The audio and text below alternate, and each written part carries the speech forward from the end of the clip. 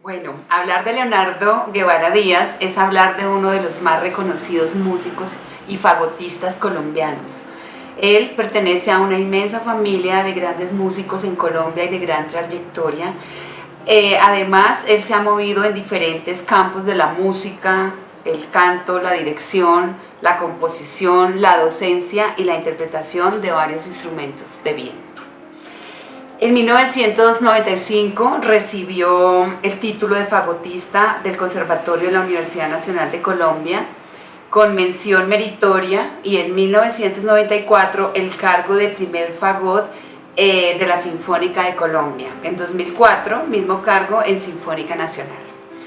En 1996 ganó el primer lugar en el concurso Premio a la Excelencia Académica a los mejores trabajos de grado en la Universidad Nacional de Colombia, y en 1997 recibió el primer premio en el primer concurso Otto de Grave a los mejores trabajos de grado a nivel nacional, el cual lo hizo merecedor de una beca para posgrado ofrecida por la Fundación Malda y Conciencias. Le damos una bienvenida a Leonardo Guevara a nuestro programa Plenitud y Armonía, el programa para ser feliz. Gracias, Marta, muchísimas gracias por esa bienvenida y por esa apertura. Sí, para mí es un placer estar hoy contigo aquí compartiendo muchas de las cosas que ya hemos hablado internamente sobre la música y sobre la formación que he tenido yo, que ha sido una formación pues también muy relacionada con la familia. Somos 3 generaciones de músicos ya, más o menos unos 50 músicos en la familia. Mis tíos y mi madre y mi padre también fueron músicos, o pues mi padre, que ya falleció, pues mi madre, que sigue aún con 88 años, feliz por habernos enseñado este bello oficio. Qué gran aporte para nuestro país esa semilla de grandes músicos para Colombia. Bueno, cuéntanos, actualmente tú perteneces a la Orquesta Sinfónica Nacional de Colombia. Sí. Y acaban de llegar de una gira nacional muy hermosa. Los acompañé como en las redes. Sí. Me pareció que conectaron con el corazón de las personas en Colombia. Desde tu experiencia de estar en contacto con tantas personas, precisamente, tanto músicos como espectadores, cuéntanos qué función tiene para ti la música en la vida de las personas. Pues fíjate, eso que acabas de decir es súper importante, porque es la orquesta del país, que además es transformar vidas y transformar al mismo ser desde la música, desde un oficio tan bello y tan de todos, porque es que la música es de todos. Vivimos y nacimos por medio de la música. Ahora vamos a ver un poco más a fondo de eso. Esa experiencia pues fue maravillosa, porque fue llevar, como ya lo hemos hecho muchas veces, a muchas poblaciones donde hay muchos problemas sociales, políticos, etcétera. Es llevarles la música, que entre otras no solamente es música colombiana, sino también música internacional, porque está bien que la gente conozca otra música, y la combinábamos con repertorio de canciones de casi siempre de la región donde estábamos o de la ciudad donde estábamos. Música que trasciende, como por ejemplo el Pueblito Viejo, que lo conocen en todas partes del mundo, pero tuvimos la casualidad de cantarlo, lo canté con la orquesta en uno de esos conciertos, al final, como a manera de bis, al lado de donde fue compuesta esa canción, al lado del Socorro, para quien fue compuesta esa canción, para esa población, por José Morales, que estaba cumpliendo justamente en esos días, estaba cumpliendo años de natalicio. Entonces fue muy importante para nosotros compartir con el público en general. Y como te decía, este poder de la música, que es transformador y transformador de vidas, porque la música no pelea, la música no tiene lenguaje, la música, bueno, por lo general llega directo al corazón. Llega directo al corazón y mueve la psiquis o mueve las emociones de las personas. Yo creo que mueve absolutamente todo. O sea, ¿por qué la música mueve todo? Si empezamos por la parte científica de la vibración y la onda, como cualquier sonido que se mueve y necesita un espacio, que tú lo puedes medir científicamente, entonces esa onda pega y pega contra las paredes o contra la otra persona que está allí escuchando, y a cada persona le va a llegar una vibración distinta de acuerdo a su personalidad, a su oído, a su manera de ver las cosas. O sea, cada persona lo percibe de maneras distintas. Sin embargo, hay una general sensación más bien que tú veías sobre todo en los niños, porque los niños todavía no tienen tantas ideas preconcebidas, tan absurdas en la cabeza, por decirlo de alguna manera, tan adultas. Entonces perciben la música como algo más natural y son los que más se emocionan. Algunos lloraban, otros reían, otros quedaban como con la boca abierta, como que ¿qué es esto? Entonces allí es donde tú ves como esa onda que tú sale de ti, de tu instrumento, o que envías a propósito también con el hecho de compartirlo con los demás, tiene un efecto en las demás personas.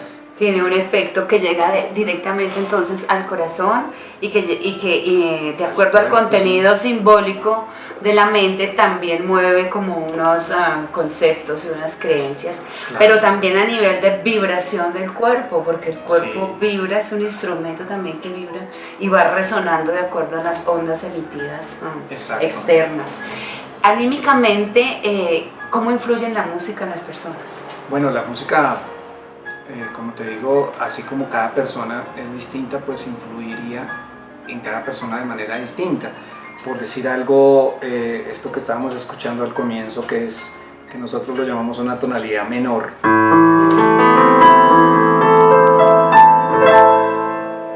Algunas ideas o filosofías o incluso enseñanzas que hemos tenido con la música nos dicen que esto es triste, pero también puede ser melancólico, pero para otra persona puede ser que sea algo feliz. Entonces no tiene mucho que ver, aunque si tú escuchas esto y escuchas cambia inmediatamente. Solamente estoy cambiando una nota y aquí es lo que nos enseñan como menor, mayor, triste, alegre, pero es una manera de enseñarnos a diferenciar esos dos modos. Pero mira que así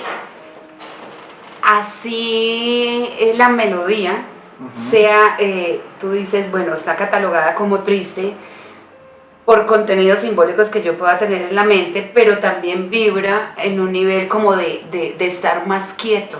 Una música más alegre incita como más al movimiento. Sí, claro, sí. Sí, depende de lo que cada persona requiera, aunque no propiamente el movimiento yo creo que tiene que ver más con el ritmo. O sea, si tú haces esto,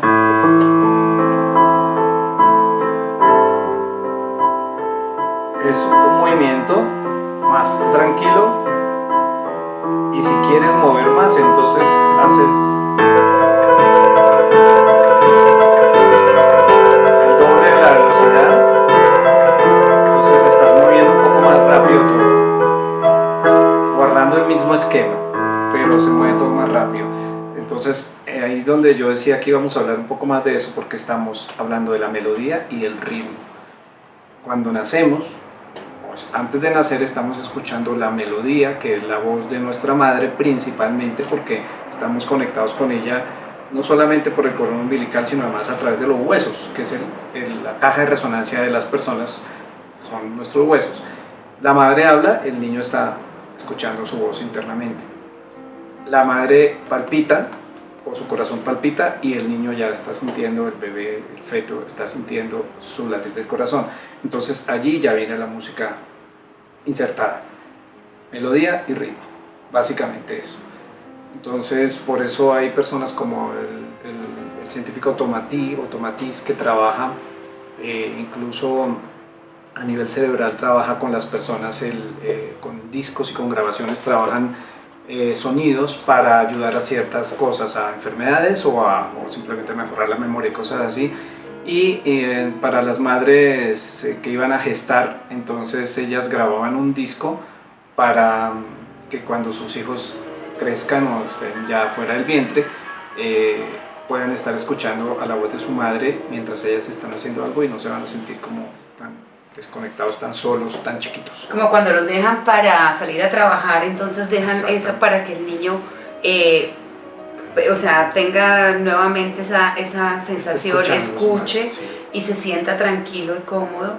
O sea que estamos aquí entrando en un campo bien interesante, o sea, Claro. la música sanadora, la música para restablecer los ritmos naturales del cuerpo. Exacto. Cuéntanos un poco más de eso.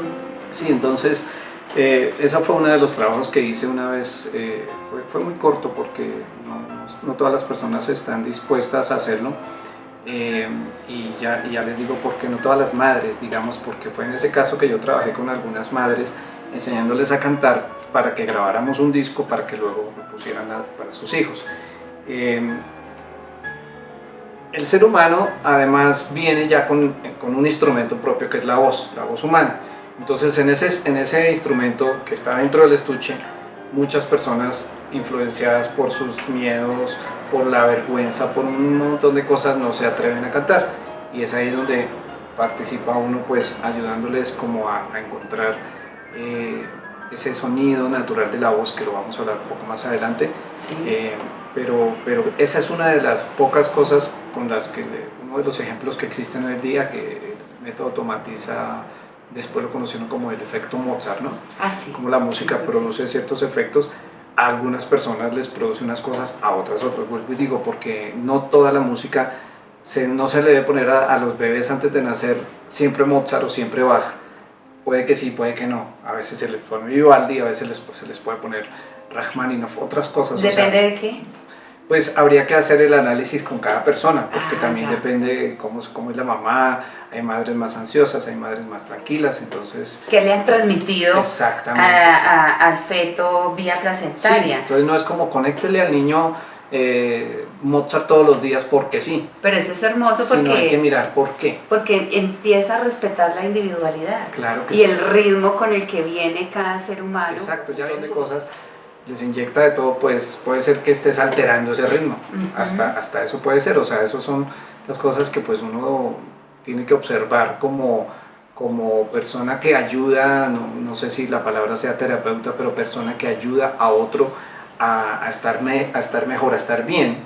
Y si es a través de la música, como la musicoterapia y estos tipos de maestrías que se ven en nuestro país muy comunes ya.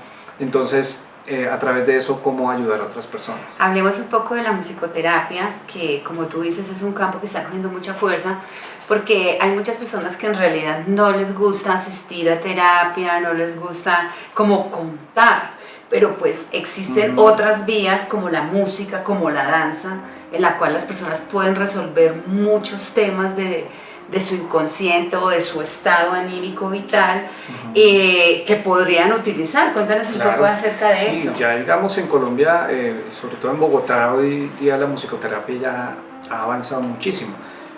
Siempre seguirá en proceso, pero ha avanzado muchísimo porque se ha llegado a entender que, claro, hay que juntar dos cosas. La música como elemento que existe, etéreo, que a veces no podemos explicar por qué suceden ciertas cosas con los sonidos, pero por otro lado los científicos que quieren mostrar, y los psicólogos y los terapeutas quieren mostrar cómo con la música se han logrado muchos efectos como sanadores, como en el Alzheimer, en el autismo, bueno, sin número de cosas, síndromes de Down, y mucha gente que trabaja hoy día con niños especiales y todo. Entonces es como juntar las dos cosas y volverlo algo muy serio para estudiarlo y poderlo aplicar ayudando a otras personas.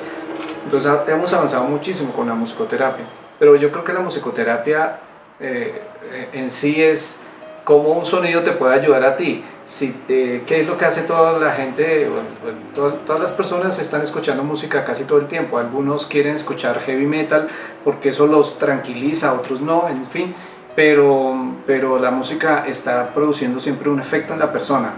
Y aunque a uno no le guste la música que escucha el otro, pues para esa persona es importante vivir con la música. Es muy difícil vivir sin la música. Entonces ahí volvemos a cómo la música es una transformadora de vidas, pero también mucha gente llega a la música como terapia. O sea, y estoy hablando de músicos que llegan como para escapar de un montón de cosas, llegan a la música.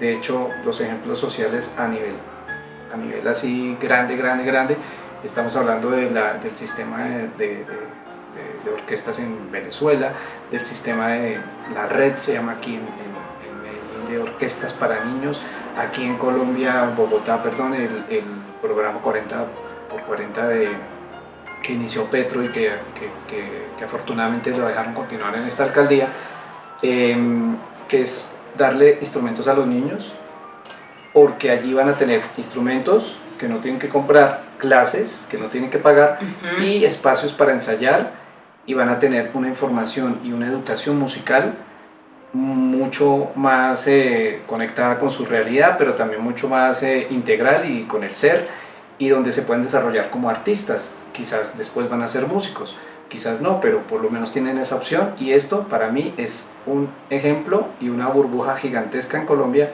pero sobre todo en Bogotá, hay en otras ciudades de 40 colegios distritales que tienen este tipo de apoyo para que los niños transformen sus vidas a través de la música, para que no estén en las drogas, para que no estén robando y todo eso, porque digamos que estos colegios han tenido mucho alto índice de personas que están susceptibles a ese tipo de, digamos, de prácticas, porque pues se vuelve una práctica y se vuelve una forma de vida para muchos. Entonces la música vuelve y transforma vidas allí. Claro, porque es que la música es el espacio, es el método con el que conectamos con el alma. Sí, claro. Es donde hay una conexión con el alma, y y fomentar estas prácticas, por ejemplo, en niños vulnerables, o sea, hace que se fortalezcan desde su interior y tengan el criterio para decir, no necesito esto para sentirme bien, prefiero la música. Que tengan otra alternativa. Bueno, hemos visto el efecto, el impacto social que puede tener o que tiene la música en la vida de las personas, en los contextos. Hablamos un poco de la musicoterapia, hablamos de ese estado de que desde que nacemos venimos ya con la música incorporada a través del cuerpo de nuestra madre. Enfoquémonos ahora un poquito más en lo que significa la música para el estado emocional, porque es que actualmente las enfermedades de salud mental tienen un alto índice de repercusión en las personas, o sea, los estados, el estrés, la ansiedad, la depresión. Entonces, ¿cómo la música puede enfocarse para ayudar a superar estos estados emocionales? Ok, sí, fíjate, estamos hablando de ansiedad, de depresión, de tranquilidad, de estrés, de una cantidad de cosas que vivimos hoy día, y cómo la música puede influenciar en eso, y cómo ese mismo estrés también a veces puede provocar enfermedades. Yo hasta me he preguntado hasta qué punto la música puede provocar una enfermedad, porque hay músicas que son pesadas para el ser, para el espíritu, y para el alma y para la energía. Entonces todo esto es de unas teorías muy ya de siglos atrás. Hay unas teorías también de los afectos que empezaron a entender los compositores para ver cómo movían esas emociones y esos sentimientos también, y esos afectos en las personas, y empezaban a utilizarlas a propósito. Por ejemplo, a esta tonalidad de fa mayor le llaman la tonalidad de la esperanza. Entonces hay una sinfonía de Beethoven que después de un caos y después de una tempestad sale el sol y salen los pajaritos, y sale esto con una melodía muy pastoral. Entonces esto hace que la gente tenga esperanza. Luego esa es la sexta sinfonía de Beethoven, que se llama Pastoral. Luego estamos cuando él hace su novena sinfonía, que ya es dramática, porque él han utilizado muchos compositores esa tonalidad para lo dramático y lo bastante cruel también. Él lo utiliza, empieza su novena sinfonía, sí, él estaba sordo, él tenía una cantidad de problemas emocionales y afectivos, porque no podía escuchar, y eso para él era terrible. Dirige la sinfonía, no se da cuenta que lo están aplaudiendo porque era sordo, y los músicos le dicen que se voltee porque él pensó que nadie le estaba aplaudiendo, pues obviamente. Al final viene el famoso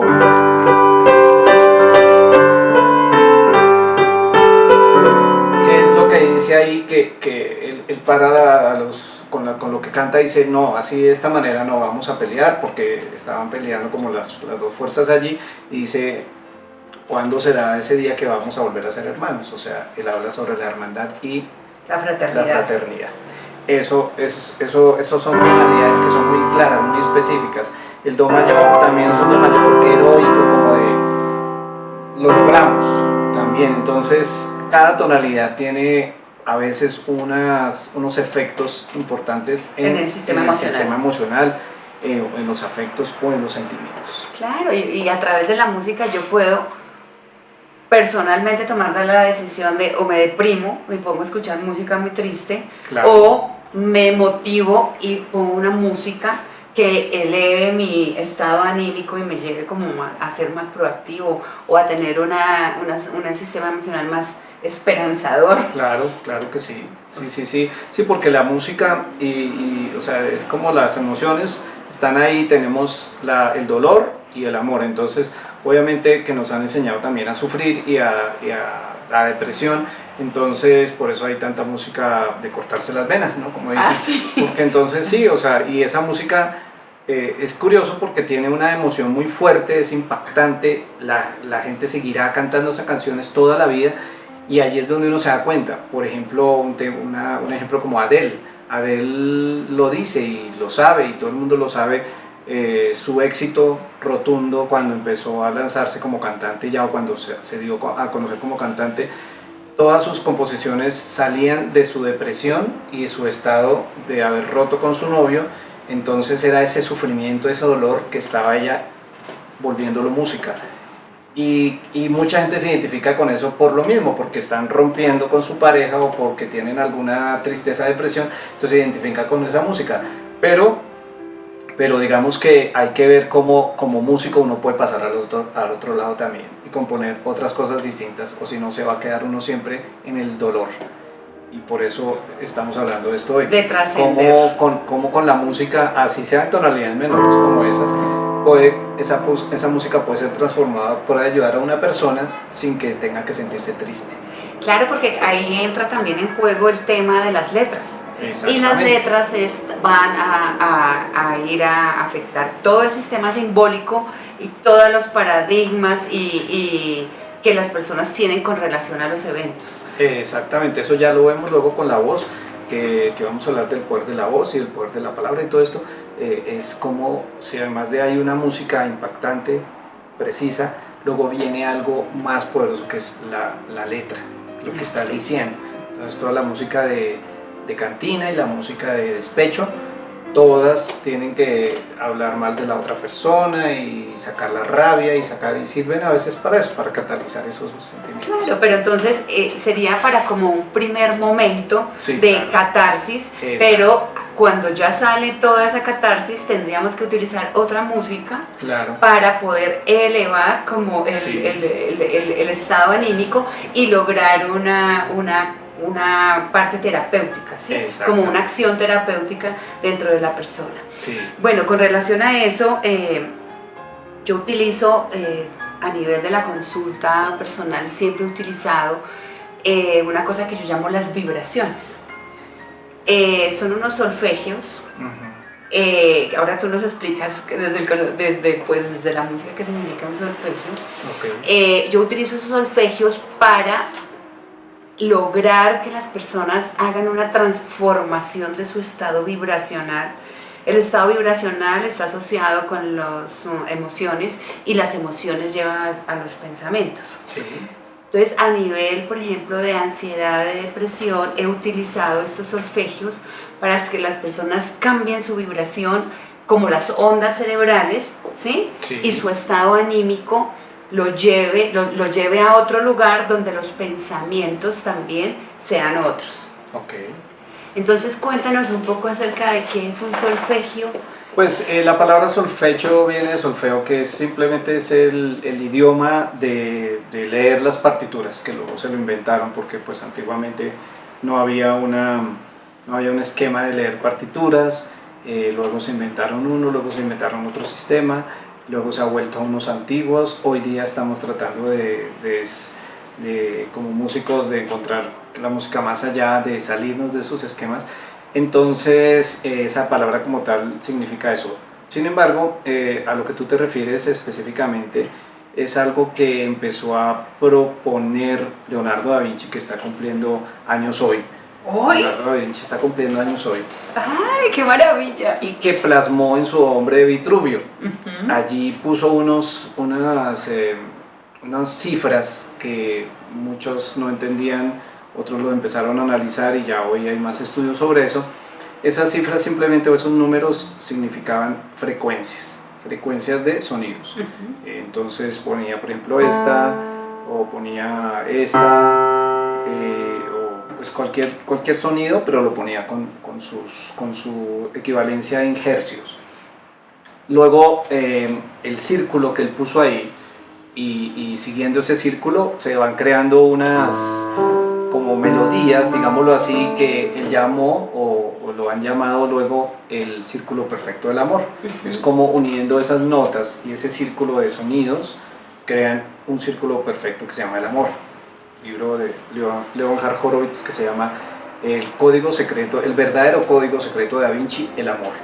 Entonces hay muchos estudios de eso. También luego hubo otro matemático que se llama Fibonacci que propuso una serie que se basa en toda la naturaleza. Un brócoli tiene una serie específica y entonces sobre esa serie hizo una serie de matemática. Entonces hay muchos pintores que lo sabían y pintaban con esa serie. Otros músicos, bueno, ha habido infinidad de ejemplos con la serie de Fibonacci. Y cómo manejar los sonidos, digamos ya en lo que nos compete, cómo manejar los sonidos para producir algún efecto con una composición. Ya en este momento se puede decir de manera terapéutica. Antiguamente quizás simplemente era para producir una obra que fuera exitosa, por decirlo de alguna manera. Sí. O que le llegara a la gente y que fuera algo revolucionario también, era eso.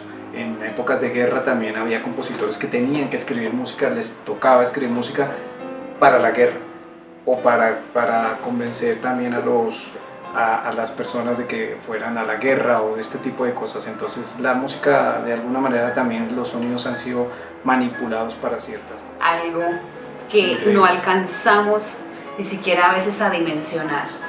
Y mira que podemos utilizar esa música para lograr altos niveles de bienestar, Claro que sí. para transformar calidad de vida y para aprovecharla y aprender a ser feliz.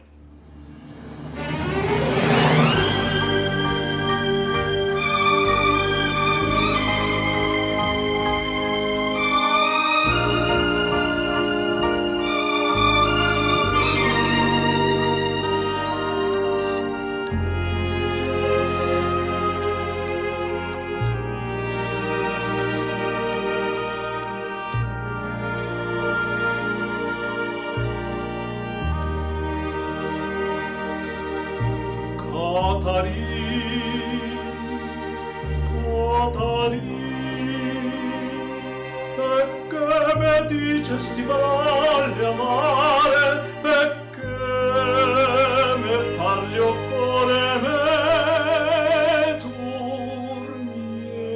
niente Catarina, non ti scordare che t'agio date o cuore Catarina, non te scordare.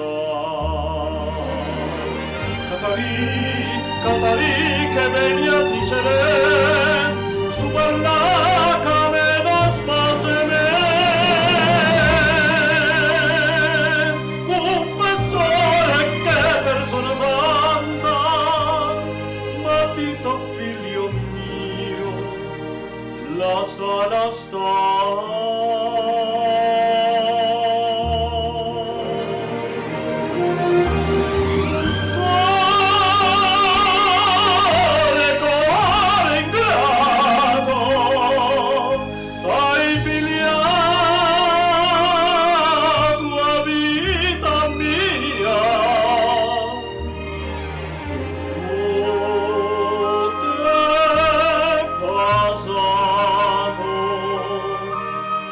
And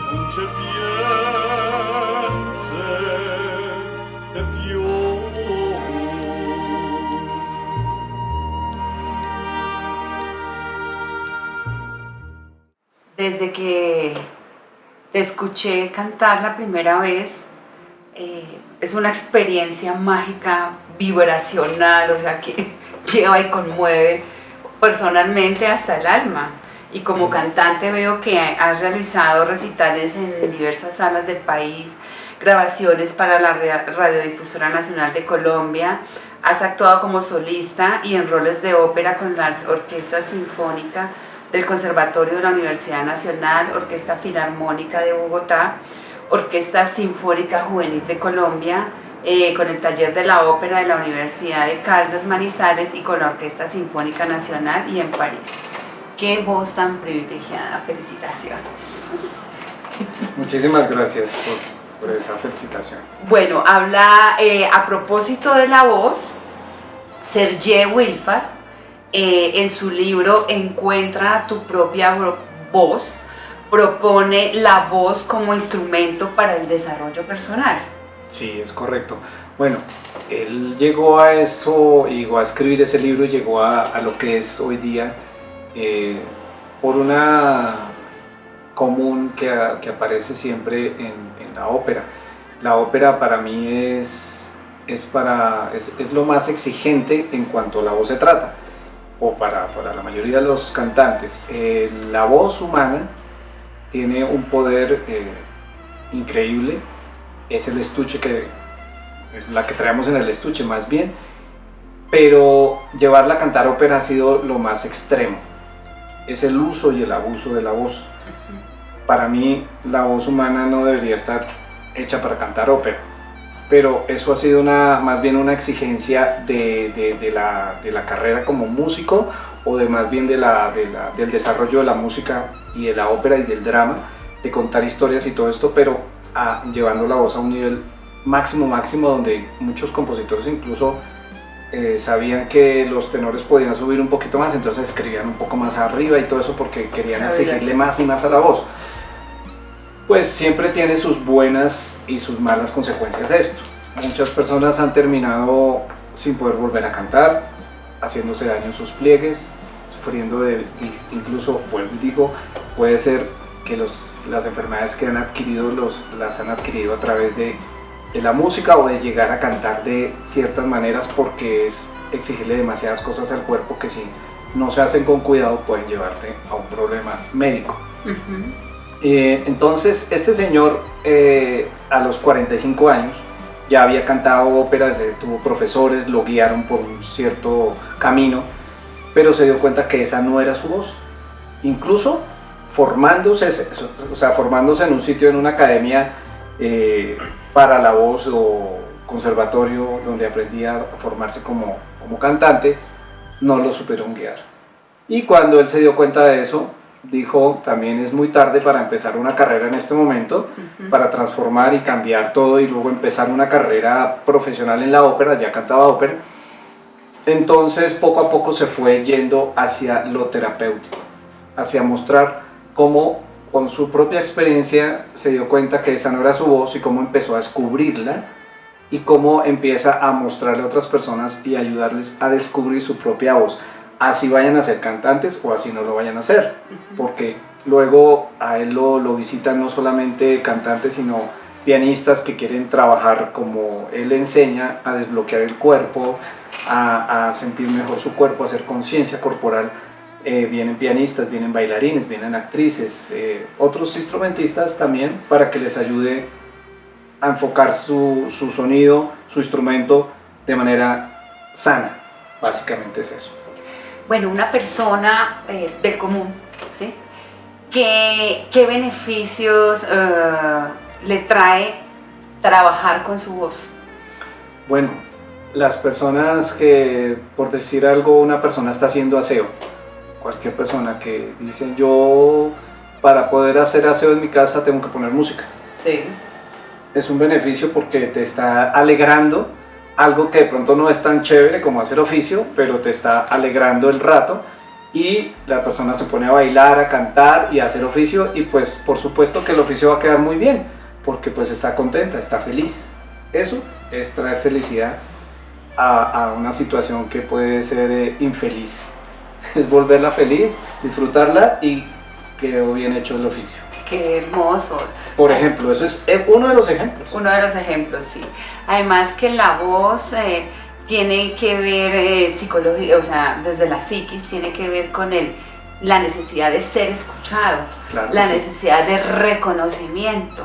Entonces el que yo pueda cantar de pronto libremente o expresarme libremente produce grandes niveles de liberación y puede llevar a seguridad y a empoderamiento. Claro que sí, claro. O sea, puede tener las dos consecuencias, o para bien o para mal, porque la persona que canta haciendo aseo sin importarle si está cantando bonito, feo, afinado, desafinado, está disfrutando. Y debemos partir de ahí. Para mí, lo dice también Serge Wolfar, o sea, para mí la voz y la música debe ser un placer.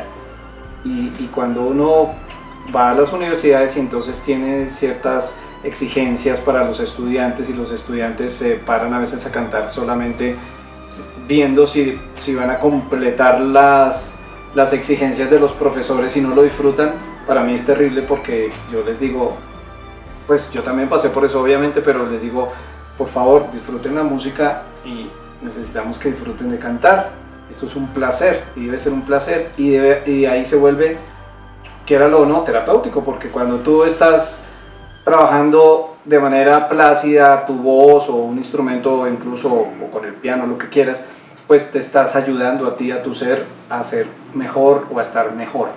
Claro, sobre todo estar mejor porque cuando conectamos con el placer es que cambia toda la bioquímica corporal. Por supuesto. Y podemos como distensionar no solamente cuerpo, emociones, sino pensamientos que a veces se vuelven obsesivos Sí. y que permiten a través de esta práctica, por ejemplo, liberar Exacto. y ya generar un buen estado personal fisiológico. Claro que Que sí. nos lleva como a sentirnos mejor y todo eso. Por supuesto. Serge en su libro habla de una cosa que se llama aquí el proceso iniciático.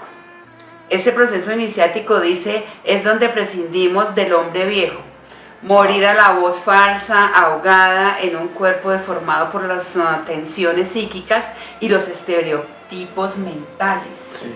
¿Para qué? Para que nazca el verdadero yo, el ser, mediante la ejercitación de la voz en una actitud correcta que exige un retorno a la respiración abdominal, relajación del esquema corporal correctamente erguido y con una desconexión total de la interacción afectiva e intelectual.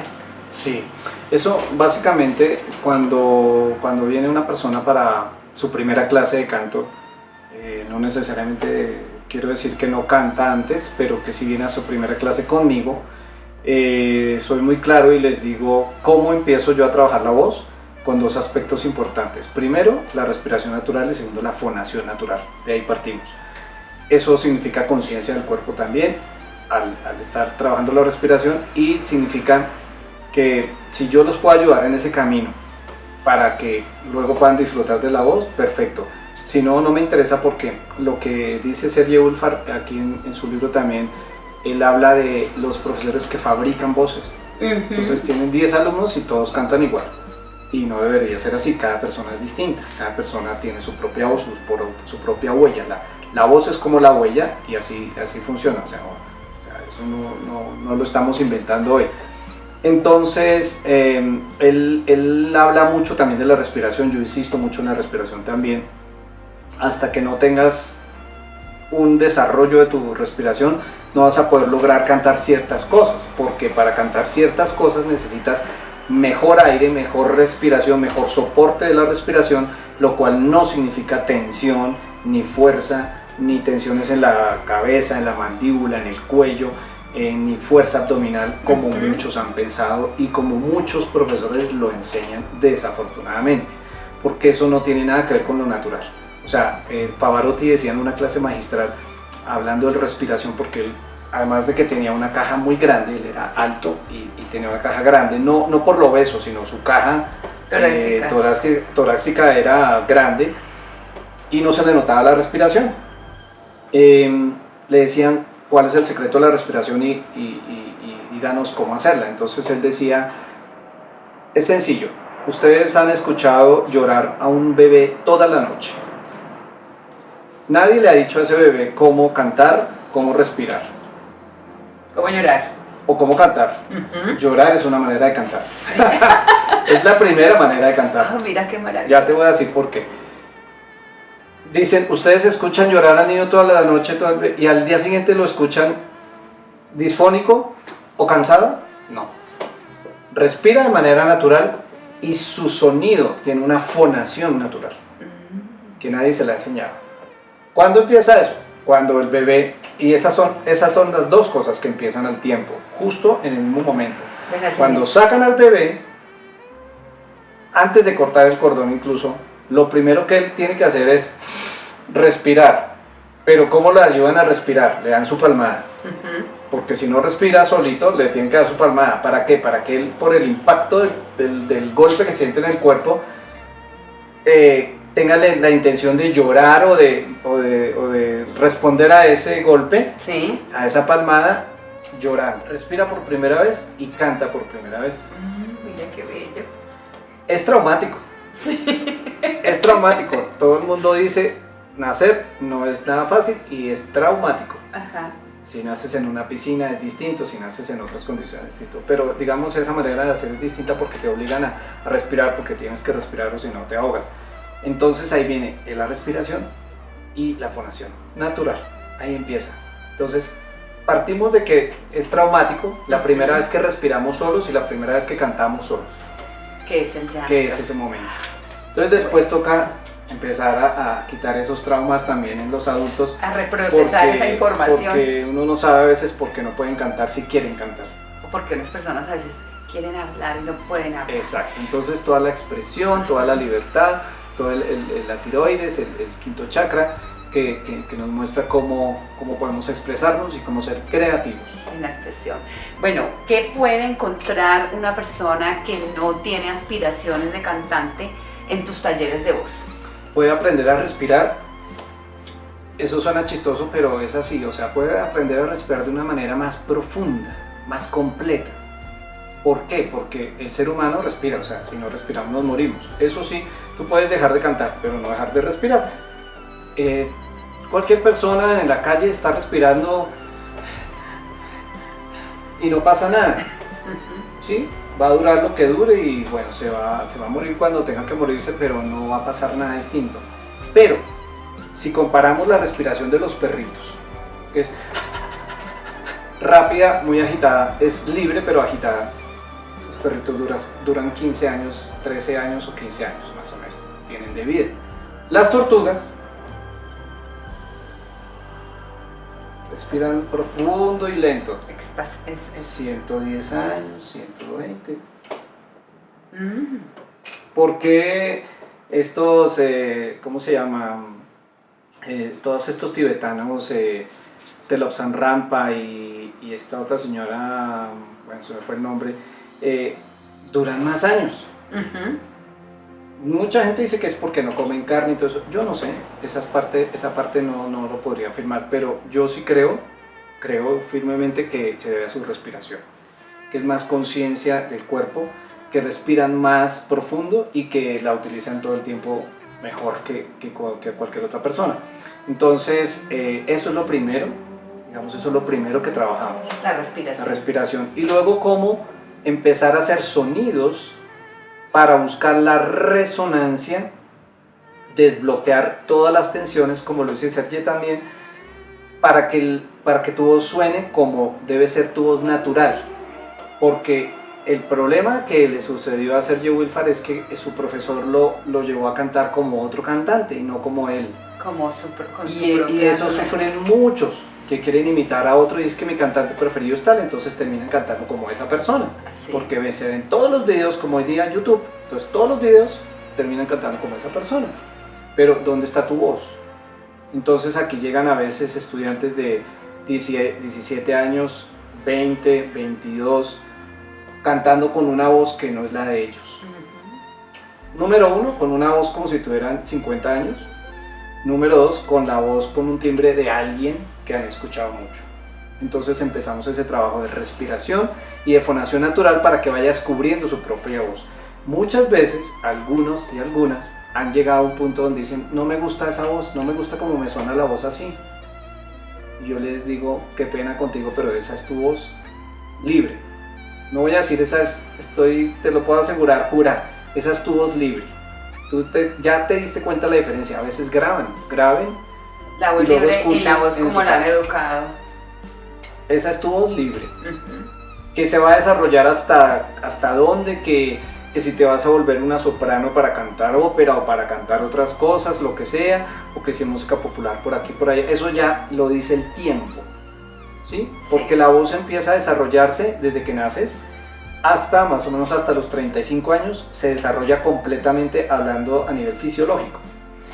De ahí para adelante puede cambiar mucho, claro, pero digamos como desarrollo puede tener esos topes, más o menos. Entonces, a los 15 años, 20 años, entonces es muy temprano definir la voz para decir tú vas a ser una soprano coloratura, por decir algo, que se utiliza mucho esos términos en la ópera. Porque la ópera, viste, nos llevó a unas exigencias muy concisas y muy dañinas también. Sí, claro. Luego, hoy día, lo que estamos hablando ahorita con esta ópera que ponen a la gente a saltar y a hacer un montón de cosas mientras están cantando. Ya nos ha tocado llegar a esa parte de malabarismo y donde el estado físico tiene que estar súper, porque por ejemplo el pobre Pavarotti cantaba súper lindo y tenía su técnica y eso, pero no se podía mover mientras cantaba en ciertas áreas porque sudaba y tenía su cuerpote ese que no podía mover. Bueno, retomemos un poco el tema del trabajo personal de la voz, Sí. Entonces, respiración, postura. Conciencia del cuerpo para liberar las tensiones, cosa común, lo que te decía, la respiración, que siempre se hace así porque nos enseñaron a respirar así, y es chistoso. Te dicen, respira profundo y tú haces, y profundo no es allá, ni acá, profundo es allá. Entonces tenemos conceptos errados sobre la respiración, ¿sí? Por un lado. Luego, que tienes que hacer fuerza aquí para cantar esto, o que tienes que, o levantas la cabeza para cantar también. Esto está tensionando tu laringe, entonces no te permite cantar Aquí es libremente. todo el tema de postura corporal que Postura. debe ser Luego viene natural. cómo fonamos naturalmente. Entonces primero viene, a veces pongo a los estudiantes a hacer pataleta como cuando eran niños, ¿ves?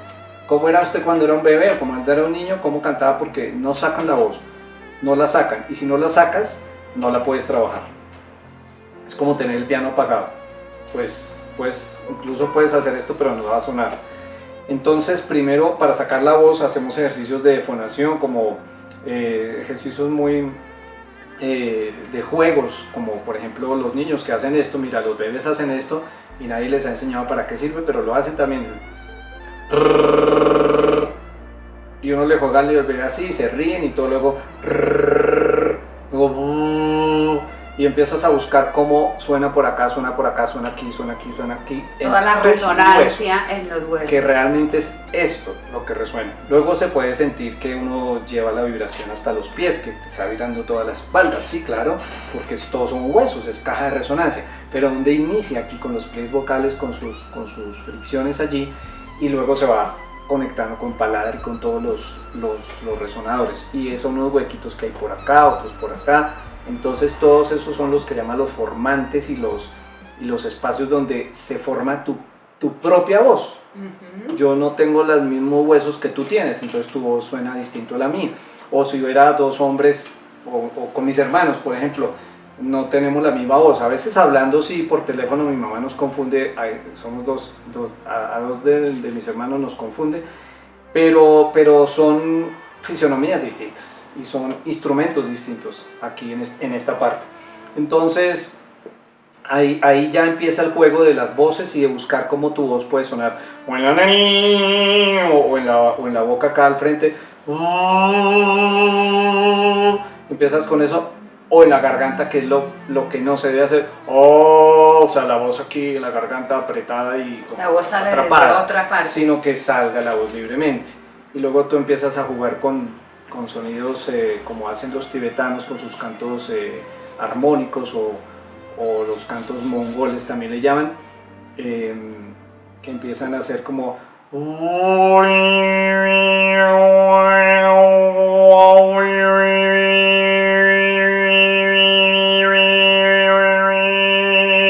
y empiezan a buscar diferentes sonoridades, ellos lo hacen de manera milenaria tradicional. Sí.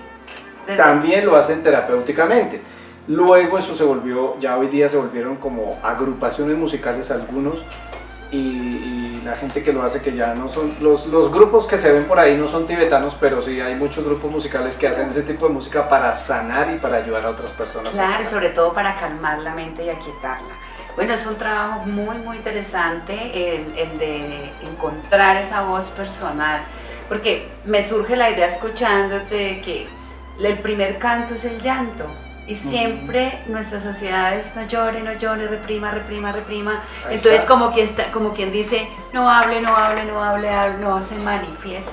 Eso es lo primero. Entonces Es me el parece primer que trauma. un taller de voz sería completamente sanador, desbloqueador, y que encontrar la propia voz genere seguridad, confianza y empoderamiento. Claro. Entonces, me Porque de parece- esa manera, si estamos 10 personas y hay uno solo que canta y los otros solamente quieren asistir al taller porque quieren explorar su voz, no se van a sentir con pena de hacerlo, como cuando tú haces o muchas terapeutas con la danza. A uno le da pena bailar, a mí me da pena bailar al comienzo, ya después me empiezo a soltar, pero es lo mismo, al comienzo la gente no va a querer cantar, no va a querer hacer nada, pero cuando empiezas a buscar sonidos naturales y a ver que los otros también están haciendo lo mismo, pues empiezas a soltar tu voz. Y ese es el primer paso. Ya de ahí en adelante hay muchas otras cosas, porque si uno quiere aprender a leer partitura, cantar con más orden o lo que sea, pues hay que estudiar mucho más a fondo la música y profundizar. profundizar en el camino de la música. Pero para una persona encontrar su voz sería muy terapéutico. Claro que sí. Leonardo Guevara Díaz, muchísimas No, gracias. muchas gracias a ti. Felicitaciones por esa trayectoria tan hermosa. Muchas gracias. Y ese, o sea, como esa historia de vida también, ¿no? De la música como, no solamente como lo que representa para el país, toda tu familia musical, sino tú también como vas explorando en nuevos campos. Sí. Y llevando a las personas a que la música no solamente cante lindo, sino también desarrolla tus capacidades del ser. Muchísimas gracias por Muchas estar gracias en a nuestro ti. programa, por acompañarnos. Con muchísimo gusto. Bueno, Bueno, gracias. que estés muy bien, Namaste. Namaste.